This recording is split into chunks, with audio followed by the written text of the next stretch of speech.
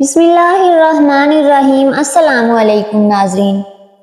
اس واقعے میں سلطان صلاح الدین ایوبی کی زندگی پر ایک بہت بڑا بدکاری کا داغ لگنے کے بارے میں آپ کو آگاہ کیا جائے گا۔ آدھی رات کا وقت ہو چکا تھا۔ صلاح الدین ایوبی جو کہ مستقبل کا سلطان تھا، اس پر ایک شاریہ نامی لڑکی نے بدکاری کا الزام لگا دیا تھا۔ قاضی ابن ارسون جو کہ سلطان صلاح الدین ایوبی کا استاد بھی تھا، صبح اس مقدمے کو سننے والا تھا۔ یہ الزام ایک عام انسان پر نہیں بلکہ ایک باصلاحیت اور باکردار انسان نجم الدین ایوب کے بیٹے سلطان صلاح الدین ایوبی رحمۃ اللہ علیہ پر ایک لڑکی نے لگایا تھا۔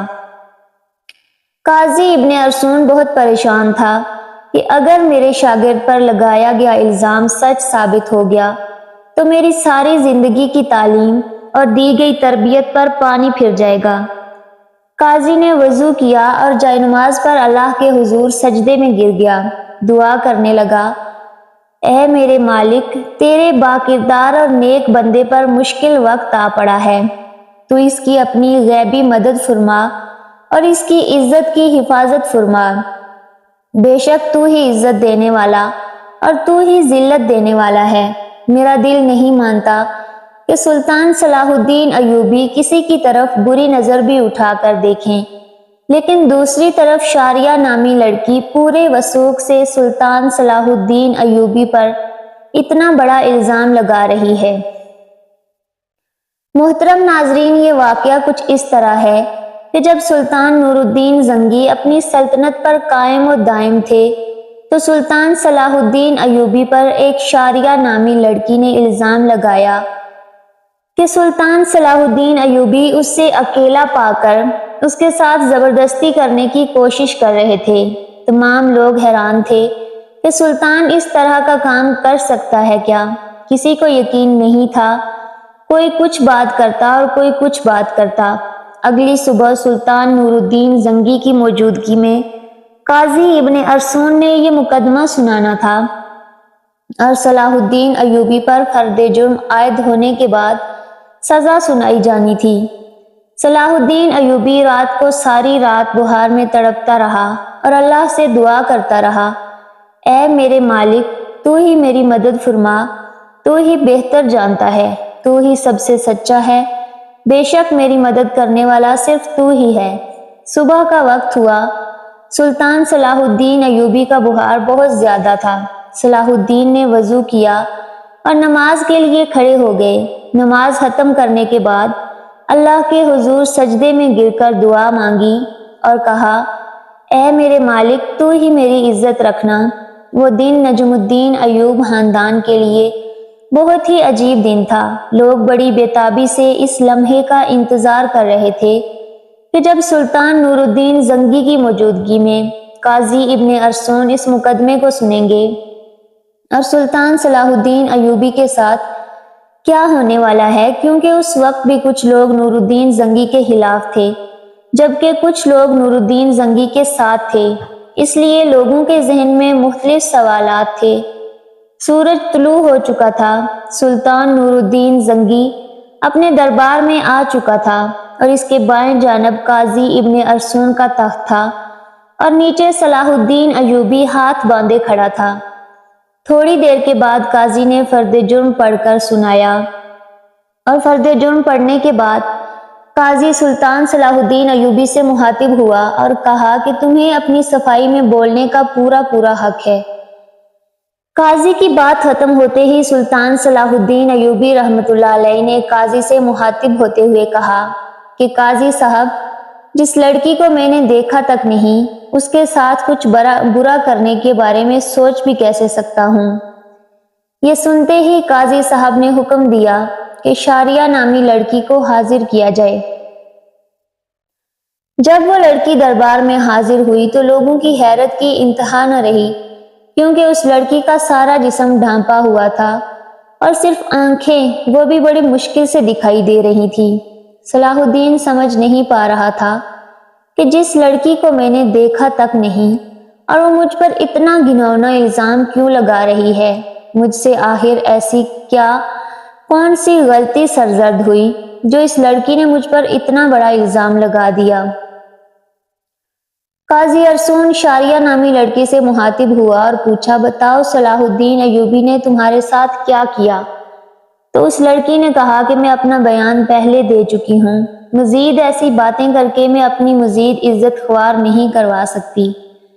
بخار بہت زیادہ ہونے کی وجہ سے صلاح الدین کا چہرہ زرد ہو رہا تھا اور ہاتھ کانپ رہے تھے، زبان پر بھی لرزہ طاری تھا۔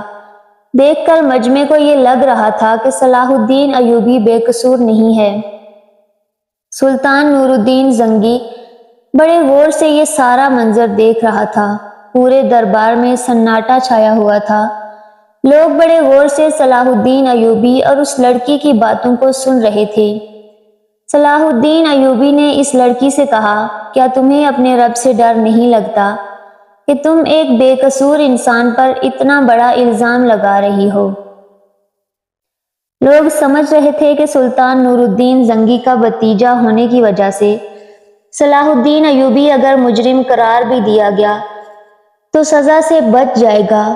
صلاح الدین ایوبی نے قاضی سے کہا کہ جب ہم کسی بھی مسئلے کا حل نہیں نکال پاتے تو ہم پھر اپنے رب کی طرف رجوع کرتے ہیں، اور میں اس لڑکی کو کہتا ہوں کہ اگر یہ اللہ کو حاضر و ناظر جان کر اللہ کی قسم کھا کر یہ کہہ دے کہ اس کا الزام سچا ہے تو میں وہ بھی گناہ قبول کر لوں گا جو مجھ سے سرزد بھی نہ ہوا۔ یہ سنتے ہی وہ لڑکی صلاح الدین ایوبی کو بغور دیکھنے لگی۔ وہ سلطان صلاح الدین کی حالت سمجھ چکی تھی۔ تھوڑی دیر بغور دیکھنے کے بعد لڑکی چیخ چیخ کر رونے لگی اور کہا، میں تمام مجمع کے سامنے اللہ کو حاضر و ناظر کر کے کہتی ہوں کہ صلاح الدین بالکل بے قصور ہے، سارا گناہ میرا ہے۔ یہ سن کر سارا مجمع حیران ہو گیا اور اس لڑکی کے چند الفاظ نے مقدمے کو الٹا کر رکھ دیا۔ اتنے میں سلطان نور الدین زنگی دہشت سے اپنی کرسی سے اٹھا اور اس لڑکی کو کہا کہ کیا تمہیں پتا ہے کہ یہ الزام تراشی کا تمہیں کتنی بڑی سزا مل سکتی ہے؟ تو اس نے کہا، ہاں مجھے معلوم ہے کہ اس کی مجھے کتنی بڑی سزا ملے گی۔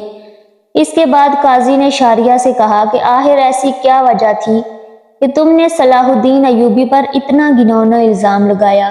تو لڑکی نے اپنی آنکھیں جھکا لی، لیکن جب سلطان نور الدین زنگی رحمت اللہ علیہ نے لڑکی کی طرف دیکھا تو اس نے کہا، اے میرے سلطان، میں جانتی ہوں کہ مجھ سے بہت بڑا گناہ ہو گیا ہے، شاید اس کی تلافی بھی ناممکن ہے، کیونکہ جو داغ صلاح الدین ایوبی کے کردار پر لگا وہ شاید میں چاہتے ہوئے بھی نہ مٹا سکوں، لیکن یہ سب کام کرنے کے لیے میں مجبور تھی۔ سلطان نور الدین زنگی نے پوچھا کہ بتاؤ تمہیں اس کام کے لیے کس نے مجبور کیا؟ تو شاریہ نامی لڑکی نے امیر ابن مرقوم کی طرف اشارہ کرتے ہوئے کہا کہ اس عالی مرد امیر نے مجھ سے یہ سب کرنے کے لیے مجبور کیا۔ یہ سب سنتے ہی تمام درباری امیر ابن مرقوم کو ملالت اور غصہ کی نظروں سے دیکھنے لگے۔ امیر ابن مرقوم اپنی جگہ سے اٹھا اور بڑے دبدبے کے ساتھ کہنے لگا، یہ لڑکی جھوٹ بول رہی ہے، میں بھی سلطان صلاح الدین کی طرف اس کو جانتا تک نہیں۔ نور الدین زنگی نے کہا کہ کل معلوم ہو جائے گا کہ کون بے گناہ ہے اور کون گنہگار۔ اس کے بعد سلطان نور الدین زنگی نے شاریہ نامی لڑکی کو اپنے کمرے میں بلایا اور پوچھا کہ بتاؤ اصل ماجرا کیا ہے؟ لڑکی نے کہا کہ ایک جنگ میں میرے ماں باپ مارے گئے تھے اور میں اس ظالم امیر ابن مرقوم کے ہاتھ لگ گئی تھی۔ یہ مجھ پر بے انتہا ظلم کرتا تھا، بے حد تشدد کرتا تھا، اور شاہی کنیز کی جانچ کرنے کے بعد اس لڑکی کے پیٹھ پر کوڑوں کے نشان بھی دکھائی دیے گئے۔ اور ادھر سلطان نور الدین زنگی کے خاص جاسوسوں نے شاریہ اور امیر ابن مرقوم کے بارے میں ساری معلومات اکٹھی کر لیں اور ان کے آپس کے تعلق کو سلطان کے سامنے بے نقاب کر دیا۔ یہ دیکھ کر سلطان نے اگلے دن پورے مجمع کو ایک جگہ پر اکٹھا ہونے کی دعوت دی۔ یہ دعوت اس لیے تھی کہ قاضی ابن مرقوم کی سزا لوگوں کے سامنے دکھا سکیں۔ تمام لوگ بڑی بڑی دور سے امیر ابن مرقوم کی حالت دیکھنے کے لیے آئے۔ جب اس کو میدان میں لایا گیا تو سخت زنجیروں میں جکڑا ہوا تھا۔ لوگ اس کو ملامت کی نظروں سے دیکھ رہے تھے۔ شریعت کے مطابق اسے 70 کوڑے مارے گئے اور اس کے بعد سلطان نور الدین زنگی نے اس کی تمام جائیداد ضبط کر لی، اس سے شاہی عہدہ بھی لے لیا اور اس کی تمام جائیداد سلطان صلاح الدین ایوبی کو دینے کی دعوت کی، لیکن صلاح الدین ایوبی نے یہ کہتے ہوئے ٹھکرا دیا کہ میں کسی کا مال اپنے حصے میں رکھ کر غاصب نہیں بننا چاہتا، اور اس طرح سلطان صلاح الدین ایوبی کی اللہ تعالیٰ نے غیبی مدد کی اور اس کے وجود پر لگا یہ بدکاری کا داغ دودھ کی طرح دھل گیا۔ بے شک اللہ تعالیٰ اپنے بندوں کی مدد فرماتا ہے۔ جو انسان گناہ، بدکاری، زنا سے بچتا ہے تو اللہ تعالیٰ اس کی مدد فرماتا ہے، اور جس کا کھلم کھلا واقعہ قرآن شریف میں موجود ہے۔ حضرت یوسف علیہ السلام کے حوالے سے جب زلیخا نے حضرت یوسف علیہ السلام پر الزام لگایا، اسے بھڑکایا، اسے گمراہ کرنے کی کوشش کی، تو دروازے بند ہونے کے باوجود اللہ کی غیبی مدد آئی اور اللہ نے اسے سرخرو کیا۔ لیکن یہاں شرط صرف انسان کا اپنے رب پر بھروسہ اور اپنے ایمان پر پختگی ہونی چاہیے۔